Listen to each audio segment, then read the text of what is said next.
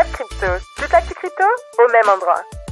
Maintenant qu'on me voit plus, c'est un petit peu comme si je faisais une émission de radio ou un podcast. Vous vous concentrez sur ma voix et je vais vous hypnotiser. Après, c'est bien de regarder aussi ce qu'il y a à l'écran, hein. Alors, on commence.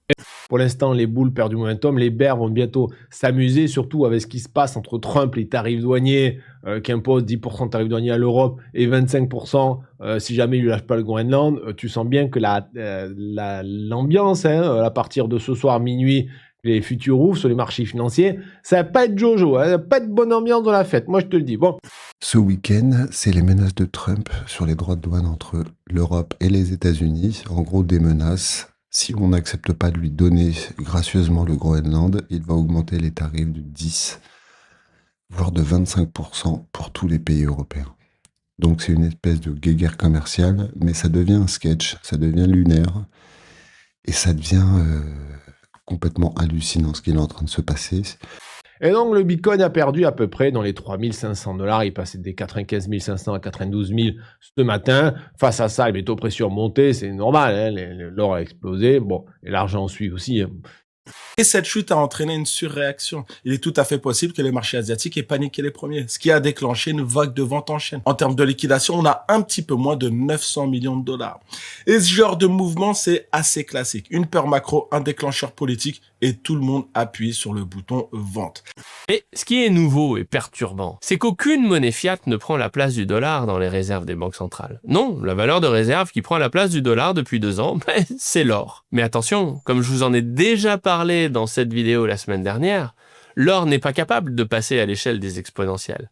Il n'est pas auditable, il se transporte mal, il est englué sous une immense couche de secrets à tous les niveaux, et son offre est en augmentation constante.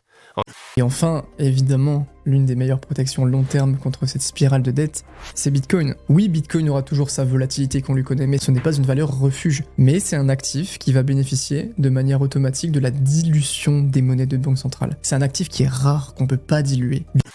Mais il y a un détail intéressant. Pendant que le Bitcoin, lui, partait chercher les 92 000$, l'or et l'argent ont progressé. Dès l'ouverture des marchés à terme, l'or et l'argent sont presque partis chercher leur ATH. Et donc, ça montre une chose. À l'heure actuelle, les grands acteurs ne considèrent toujours pas le Bitcoin comme une valeur refuge comparable à l'or, comparable à l'argent. Investir, échanger, stocker de la valeur numérique, c'est devenu simple. Mais dès qu'il s'agit de l'utiliser dans la vie quotidienne, tout se complique. Payer un café, réserver un billet de train, faire ses courses, reste un parcours semé d'obstacles, et c'est le paradoxe central de la crypto moderne. La finance du futur qui se heurte encore à la caisse du présent. Mais le plus gros, pour moi, c'est la fiscalité. En France, chaque conversion crypto-euro est assimilée à une cession imposable. Autrement dit, chaque paiement peut déclencher un événement fiscal. Ce n'est pas seulement un frein économique, mais c'est vraiment un frein mental. Alors, il y a d'autres news pas top, c'est concernant le Clarity Act. Alors, tu as entendu parler, je pense, du Clarity Act. En gros, c'est un projet de loi américain pour mettre une sorte de clarté, pour que Clarity Act au niveau de crypto, au niveau des stablecoins, au niveau de la catégorie des cryptos, matières premières, valeurs mobilières. Rappelle-toi, pendant des années, avec le Gary Gensler, l'ancien président de la SEC, il était en mode la guéguerre, qu'est-ce qu'une valeur mobilière? Lui mettait toutes les cryptos en valeur mobilière, sauf le Bitcoin, tu vois. Bon, donc Clarity Act, ça doit donner un peu plus de clarté qui va permettre de faire des choses aux entreprises. Si les entreprises n'ont pas de clarté, peuvent rien faire. Au retrait de Coinbase du soutien au projet de loi crypto, donc le Clarity Act, la Maison-Blanche pourrait retirer entièrement son appui à cette législation.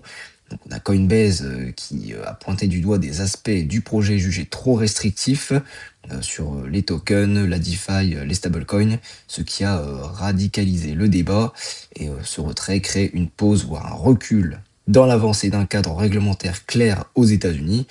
En Iran, même si la situation est catastrophique pour les habitants, l'hyperinflation de la monnaie locale, le rial, a prouvé encore une fois que la crypto est un outil incroyable. La monnaie fiduciaire iranienne a perdu toute sa valeur sur tous les marchés et de ce fait le prix du Bitcoin s'est mis à se déplacer verticalement sur les plateformes d'échange locales. Dans un pays où les échanges forex sont particulièrement complexes, les citoyens qui ont eu la présence d'esprit d'échanger leur monnaie fiduciaire contre de la crypto ont pu préserver leurs économies.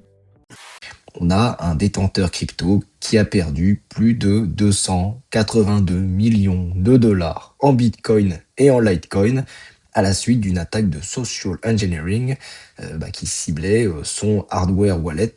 Donc c'est l'un des plus grands vols individuels de l'année.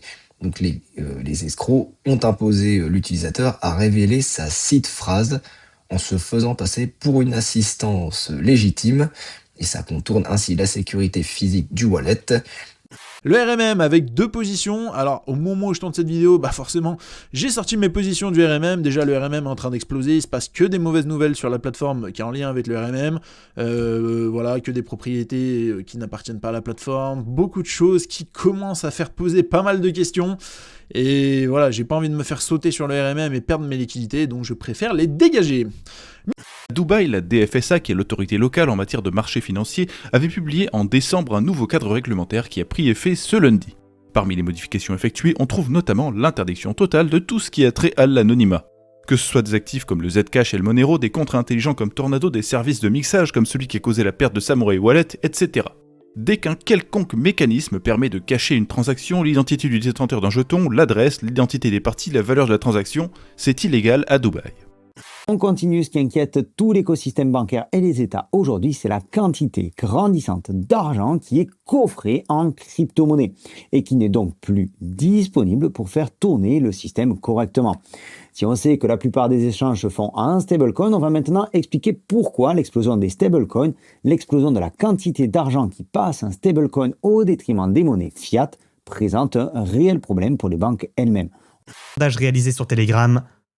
Prochaine target sur BTC, 107 votants, 40% de personnes qui pensent qu'on va faire un moins 10% pour retourner en bas de range, 60% d'entre vous pensent que le prochain mouvement sera haussier. Et là, vous le voyez, la magie opère. Les retails sont principalement bullish et pensent que le Bitcoin va retracer la baisse pour aller chercher le niveau situé à 106 000 $, à 60% de votants. Certains m'ont répondu, il va faire un retour à 97 pour ensuite s'effondrer à 85. Une prise d'élan en double top, un rejet sur le niveau majeur pour une reprise de baisse. Ce qui me fait dire qu'il faudrait prendre des profits partiels, ce que je n'ai pas manqué de faire. Je rappelle que si le Bitcoin repasse en dessous des 94 180 $, bon, là malheureusement, ce serait pour avoir un retracement un petit peu plus prononcé pour aller rechercher les 93 477, voire même pourquoi pas les 92 092. Je pense que si on doit chuter, le niveau clé des 92 092 sera une grosse zone de résistance. Je rappelle pourquoi. Elle correspond déjà au bas du ruban de moyenne mobile, elle correspond aussi au bas du canal ascendant, parce que le Bitcoin est toujours dans un canal ascendant, et elle correspond bien évidemment à la résistance naturelle dont on avait déjà parlé depuis plusieurs semaines. Vraiment pour moi, retourner sous 91 000, ça commence vraiment à être compliqué pour BTC et c'est vraiment la zone qu'on doit surveiller parce que ce breakout échoue et derrière pour moi c'est une continuation baissière qui nous attend.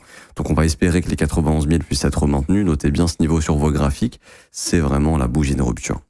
Bitcoin réintègre le sien et qui file tout droit vers les plus bas, c'est-à-dire 84 000, 83 000, 80 000 $, Ethereum reviendra probablement vers les 2700, 2800, 2600 $, reviendra dans son bas de range et la zone clé sur Ethereum d'un point de vue long terme, c'est pas vraiment long terme, on va dire moyen long terme, c'est ces zones de fair value gap. Parce que c'est-à-dire que si Ether perd ces zones de fair value gap, derrière, l'étape, c'est les 2100 $. Donc là, ça voudrait dire vraiment qu'on a une cassure du range à la baisse également sur BTC. Alors, ce zap t'a plu? Fais-le moi savoir en commentaire.